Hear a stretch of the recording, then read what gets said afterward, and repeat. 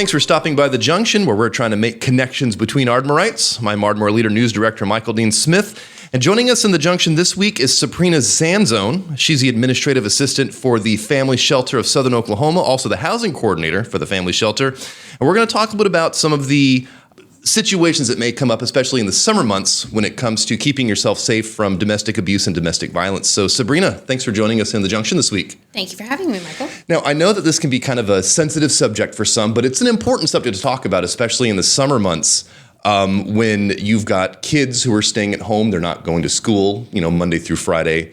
But before we get into kind of that more focused conversation, I want to talk just about kind of what the shelter does to help protect victims of abuse. So what are kind of some of the resources that are available through the Family Shelter?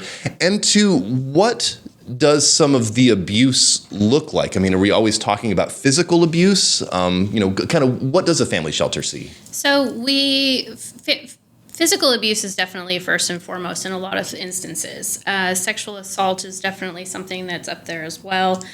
We see a lot of financial abuse, so economical abuse. The child aspect is definitely there as well.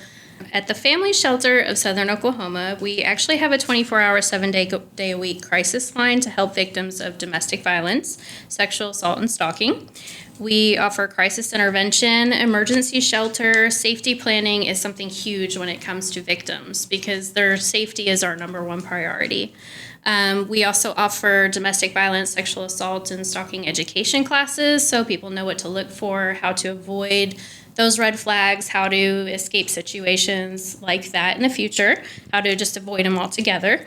We also have support groups, counseling. We have an amazing counselor, advocacy for like VPO assistance, court advocacy, anything that has to do with legal aid and anything like that.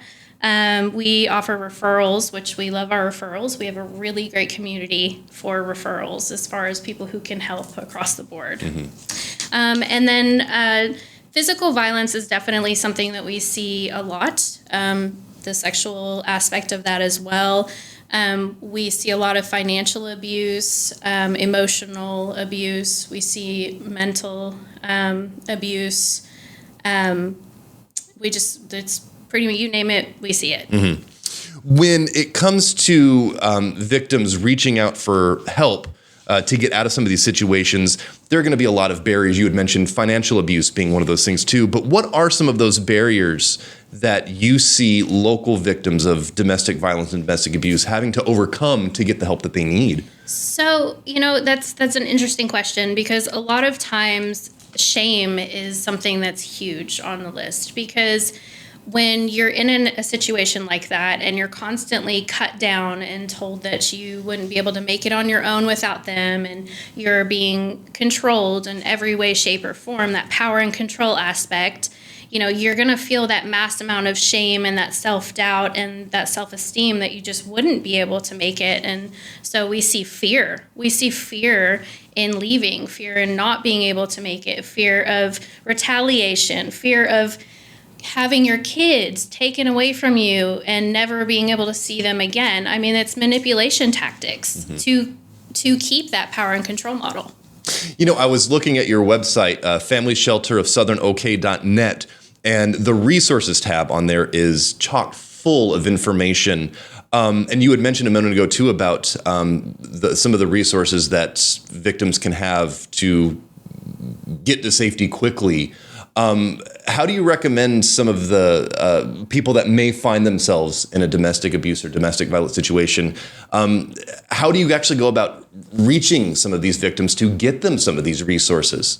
So we definitely get the word out. We try to, we have a Facebook page. We post things constantly. We have pamphlets and different things at different places in Ardmore so that people can see our cards, see our brochures. We have pull tabs around town. We try to get the word out as much as we can because it takes the victim at least 7 times before they're ready to leave a situation like this. And so it's important that even if they're not ready now, that they know that that resource is there for when they are.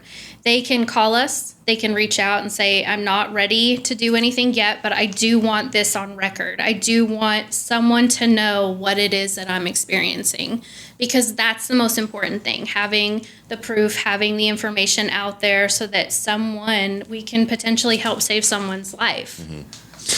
When we're talking about domestic abuse and domestic violence especially, images often kind of get conjured up out of our minds of women and children being the victims. But is that always going to be the case? Do you see men also as the victim of some of this abuse? Absolutely. It does not matter who it is. Anyone on this planet, human-wise, can experience domestic violence. I mean, domestic violence doesn't care what your age you are, what race you are, what gender you are. It does not matter. Anyone can be a victim of domestic violence. Going into the summer months, kids are out of school, and I've been an education reporter here in Ardmore for about 2 years as well, and I know that teachers, school staff, school administrators love keeping an eye out for some of these students that may find themselves with a more violent or abusive home life. But over the summer months, those teachers aren't kind of a caretaker, aren't kind of watching over some of these students. So what are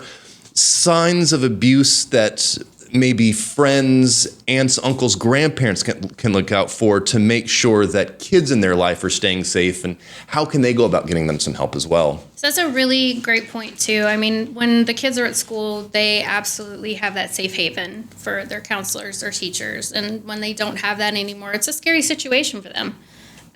So things that you can look out for, physical injuries, you can look out for unexplained bruises, cuts, burns, and injuries, frequent accidents or injuries with vague explanations.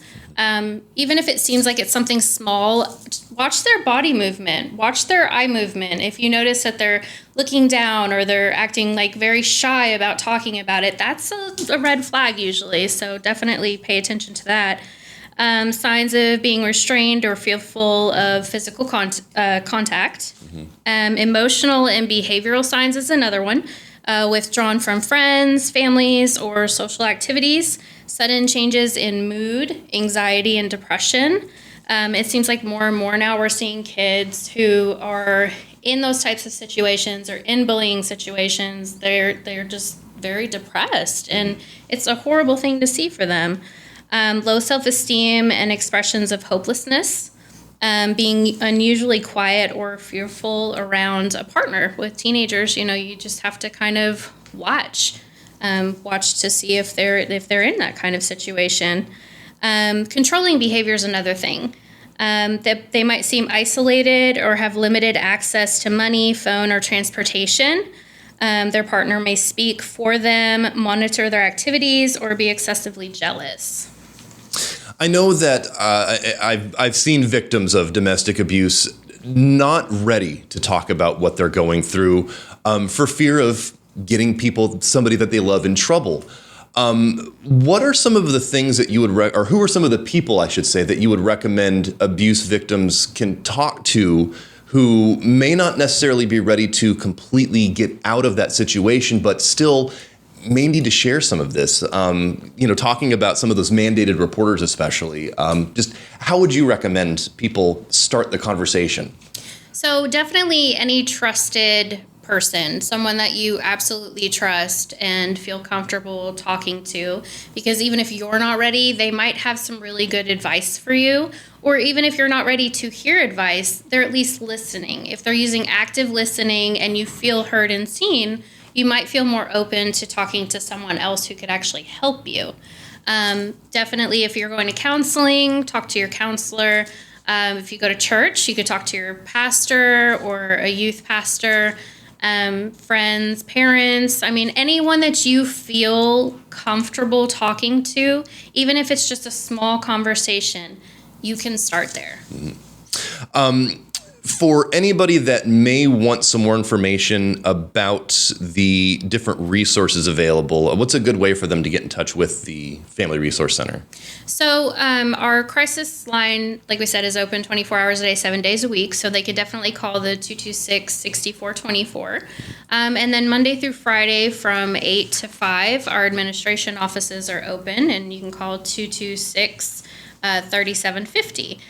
You can also email us through the website. That doesn't get checked as often, so we do prefer someone call or come by. You can definitely come by. All right. Well, we've been speaking with Sabrina Sanzone. She's an administrative assistant and a housing coordinator for the Family Shelter of Southern Oklahoma.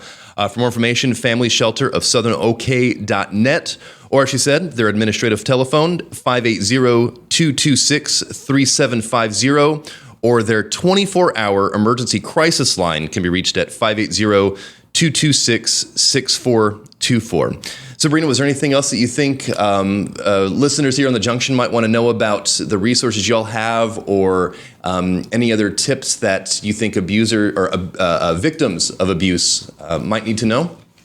If I can have one final thought before we end this, is just allowing, I know I said this already, but allowing people to feel seen and heard. So just absolutely listening and believing them.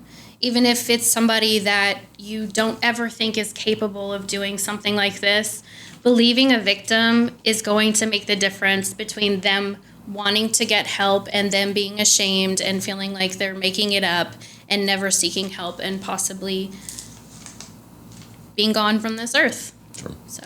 All right. Well, Sabrina, thank you so much for talking about this. It's a sensitive topic, but one I think a lot of families need a discussion a lot of families need to have. So thank you so much for joining us this week. Absolutely. Thank you, Michael, for having me. You're listening to this podcast, and so are a lot of other people in Southern Oklahoma. Ardmore Leader is about one thing: local. Local news, local events, and local business. So don't just buy another ad. Invest in your business. 319-9688 or visit ardmoreleader.com. Work with Ardmore Leader today, and let's find new ways to tell your story to a local audience.